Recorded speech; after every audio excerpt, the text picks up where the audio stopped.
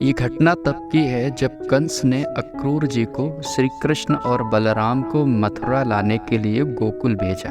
कंस की योजना थी कि मथुरा में श्री कृष्ण और बलराम का वध कर दिया जाए, क्योंकि उसे आकाशवाणी के माध्यम से पहले ही बताया गया था कि उसका अंत श्री कृष्ण के हाथों होगा। लेकिन अक्रूर जी तो श्री कृष्ण के परम भक्त थे। वे कंस की योजना को भली भांति समझते थे, लेकिन कंस का आदेश था, अक्रूर जी टाल भी कैसे सकते थे। इसलिए अक्रूर जी को मथुरा जाना पड़ा। मथुरा जाते समय अक्रूर जी अत्यंत उत्साहित भी थे कि उन्हें अपने आराध्य श्री कृष्ण के दर्शन होने वाले हैं। अक्रूर जी ने गोकुल पहुंचकर जब श्री कृष्ण और बलराम से भेंट की तो वे उनके दिव्य रूप को देखकर अत्यंत प्रसन्न हुए। उन्होंने दोनों भाइयों से कहा कि कंस ने उन्हें मथुरा आने का निमंत्रण भेजा है। इस बात को सुनकर श्री कृष्ण और बलराम सहर्ष तैयार हो गए, क्योंकि वे जानते थे कि कंस के अत्याचार को समाप्त करने का समय आ गया है। लेकिन अक्रूर जी मन ही मन अत्यंत दुखी थे। जब अक्रूर जी श्री कृष्ण और बलराम को लेकर मथुरा की ओर जा रहे थे तो उनके मन में ये विचार उठता है कि ये दोनों बच्चे कैसे कंस का वध करेंगे। वे सोचने लगे कि श्री कृष्ण और बलराम दिखने में बहुत मासूम और कोमल हैं। उनके बाल रूप को देखकर अक्रूर जी के मन में ये सवाल उत्पन्न होता है, कैसे ये छोटे बालक कंस जैसे महाबली और क्रूर राजा का सामना करेंगे। वे तो अबोध हैं। इनकी कोमलता को देखकर ये विश्वास करना भी कठिन है कि ये किसी शत्रु का वध कर सकते हैं। अक्रूर जी इस समय एक तरह की माया या अज्ञान में फंसे हैं। उनका भक्ति भाव और विवेक ये स्वीकार नहीं कर पाता कि ये दोनों बालक, जिन्हें वे इतना सरल और सहज देख रहे हैं, वास्तव में यही परमात्मा है और वे किसी भी असुर का संहार करने में सक्षम हैं। इस संशयपूर्ण मनोस्थिति के साथ अक्रूर जी जब यमुना नदी के तट पर पहुँचे तो उन्होंने भगवान श्री कृष्ण से कहा, हे कान्हा, यदि आपकी आज्ञा हो तो मैं इस यमुना नदी में स्नान करना चाहता हूँ। आप कुछ देर इसी रथ पर बैठकर मेरे आने की प्रतीक्षा करें। मैं बस कुछ ही समय में यमुना नदी में स्नान करके वापस आता हूँ। अक्रूर जी जब यमुना नदी पर पहुँचे और स्नान के लिए उतरे, तभी उनके सामने एक अद्भुत दृश्य प्रकट हुआ। उन्होंने देखा कि यमुना के जल में भगवान विष्णु शेषनाग पर विराजमान हैं और उनके चारों ओर विद्यमान देवता उनकी सेवा कर रहे हैं। यह दृश्य अत्यंत दिव्य था और इसने अक्रूर जी के मन में छाए संशय को और बढ़ा दिया। अक्रूर जी घबरा गए और घबराकर तुरंत यमुना जी से बाहर निकलकर रथ की ओर देखा तो रथ पर श्री कृष्ण बाल रूप में बैठे मुस्कुरा रहे हैं। अक्रूर जी को कुछ समझ में नहीं आया। अक्रूर जी ने पुनः यमुना के अंदर डुबकी लगाई।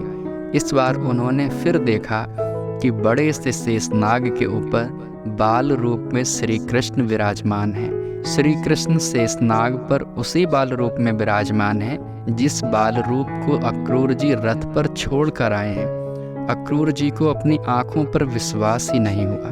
अक्रूर जी ने पुनः नदी के बाहर आकर रथ की ओर देखा। भगवान श्री कृष्ण रथ पर बैठे उसी बाल रूप में अक्रूर जी को देखकर मुस्कुरा रहे थे। अक्रूर जी ने मन ही मन कहा, हे प्रभु, मेरे ऊपर छाई इस माया का अंत करें और मुझे वास्तविक ज्ञान प्रदान करें। मन में इतना सोचकर अक्रूर जी ने पुनः यमुना में गहरी डुबकी लगाई। इस बार उन्होंने देखा कि भगवान विष्णु का बाल रूप अर्थात भगवान श्री कृष्ण का स्वरूप यमुना नदी में उनके समक्ष खड़ा है।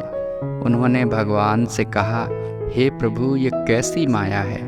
भगवान श्री कृष्ण ने अक्रूर जी से कहा, हे अक्रूर, तुम जिसे बालक समझ रहे हो वही परमात्मा है और तुम जिसे परमात्मा समझ रहे हो वही तुम्हारे रथ पर इस समय बाल रूप में विराजमान है। मेरा अवतार ही इस सृष्टि को कंस के अत्याचार से मुक्त करने के लिए हुआ है। इसलिए आप अपने मन से इस माया को हटाएं और मेरे वास्तविक रूप को पहचानें। मैं बालक होकर भी बड़े से बड़े अत्याचारियों का संहार करने की क्षमता रखता हूँ। अक्रूर जी ने भगवान श्री कृष्ण के चरणों में गिरकर बारंबार क्षमा मांगी। अक्रूर जी के मन में छाए संशय के सारे बादल समाप्त हो गए। अक्रूर जी को तुरंत समझ में आ गया कि श्री कृष्ण केवल एक साधारण बालक नहीं, बल्कि स्वयं भगवान विष्णु के अवतार हैं, जो प्रभु ब्रह्मांड की रचना, पालन और संहार करते हैं। वे ही श्री कृष्ण के रूप में अवतरित हुए हैं। जब उन्हें इस दिव्य सच्चाई का बोध हुआ तो उनका संशय और माया का जाल समाप्त हो गया। अक्रूर जी यमुना से बाहर निकले, हाथ जोड़कर मन ही मन रथ पर बैठे भगवान श्री कृष्ण के बाल रूप को हृदय से प्रणाम किया। अक्रूर जी का ये संशय था कि कैसे ये छोटे छोटे बालक कंस जैसे महाबली का वध करेंगे, लेकिन जब उन्होंने यमुना में भगवान के विराट रूप का दर्शन किया तो उन्हें ये समझ में आ गया कि श्री कृष्ण और बलराम साधारण बालक नहीं हैं, बल्कि वे परम भगवान के अवतार हैं। इस दिव्य दर्शन के बाद अक्रूर जी का मन पूरी तरह निर्मल हो गया और वे श्री कृष्ण के प्रति अनन्य भक्ति और समर्पण के भाव से भर गए। अक्रूर जी की माया का नाश श्री कृष्ण के विराट दर्शन से हुआ। उनका संशय जो श्री कृष्ण के बालक रूप के कारण उत्पन्न हुआ था, अब समाप्त हो गया और उन्होंने ये समझ लिया, भगवान का स्वरूप चाहे जो भी हो, वे सदा सर्वशक्तिमान और सर्वज्ञ है। उनके सामने संसार की सभी माया और शक्तियाँ तुच्छ हैं। ये कथा हमें ये अनुभव देती है कि लोग भगवान के प्रति पूर्ण विश्वास और भक्ति रखें। उनके सारे संशय और भ्रम का नाश भगवान स्वयं ही कर देते हैं। जब व्यक्ति भगवान को उसके सच्चे स्वरूप में पहचान लेता है तो उसे संसार की माया से स्वतः मुक्ति मिल जाती है। श्री कृष्ण ने अक्रूर जी को ये भी सिखाया कि परमात्मा का स्वरूप बालक हो, वृद्ध हो, नारी हो या किसी भी रूप में हो, लेकिन उसकी शक्ति अनंत और असीम होती है। अक्रूर जी ने देखा कि यमुना के जल में भगवान श्री कृष्ण का विराट रूप है। उन्होंने देखा कि भगवान विष्णु शेषनाग की सैया पर लेटे हैं और देवता उनकी सेवा कर रहे हैं। अक्रूर जी इस दृश्य को देखकर स्तब्ध रह गए और उनके हृदय में परम भक्ति उमड़ पड़ी। उन्होंने श्री कृष्ण को नमन किया और पूर्णतः भगवान विष्णु का अवतार माना। इस दिव्य दर्शन के बाद अक्रूर जी की सारी माया दूर हो गई। यहाँ माया का अर्थ अज्ञान, अविद्या और भ्रम से है, जो व्यक्ति को संसार की नश्वरता और भौतिक इच्छाओं में उलझा के रखता है।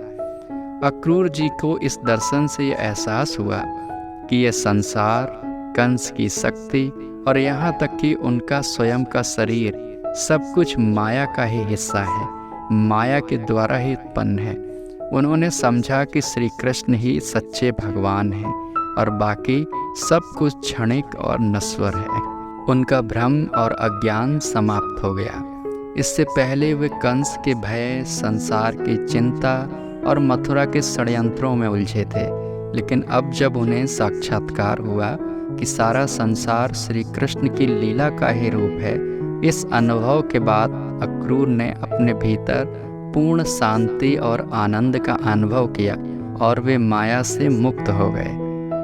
अक्रूर जी का ये अनुभव न केवल उनके लिए बल्कि समस्त भक्तों के लिए एक प्रेरणा है।